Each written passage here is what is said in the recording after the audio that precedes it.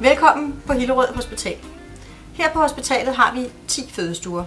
Kom, lad os gå ind og se på en af dem. Kom indenfor på fødestuen. Tak. Sådan.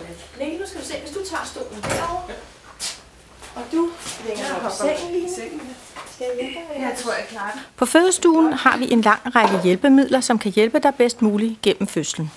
Nå, er det gået godt derhjemme? Ja, det synes jeg. Det var godt. Det er selvfølgelig lidt spændende. Ja, det er det. Vi tilbyder dig blandt andet at måle din vejer og barnets hjertelyd med et CTG-apparat. Vi har en rigtig god fødeseng, som kan indstilles til at støtte kroppen i forskellige stillinger, der føles godt for dig under fødslen. Ja, super.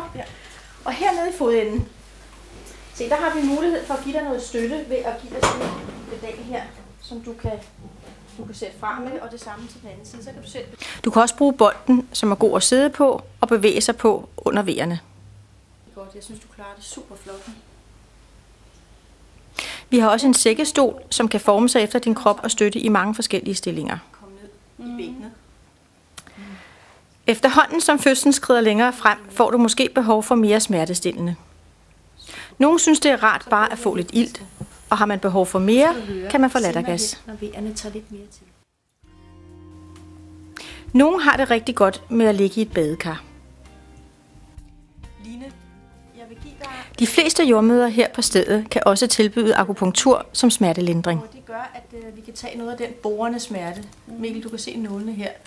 Det gør ikke ondt, men du kan mærke sådan et lille prik. Vi tilbyder også en epiduralblokade som smertelindring. Det er en lokal bedøvelse, som bliver lagt i ryggen af vores narkoselæge. Det her er børnebordet. Her kan vi tage barnet over, hvis det har brug for lidt ilt, eller har behov for at blive suget i næse og mund. Det kan fx være, hvis barnet har slugt lidt fostervand.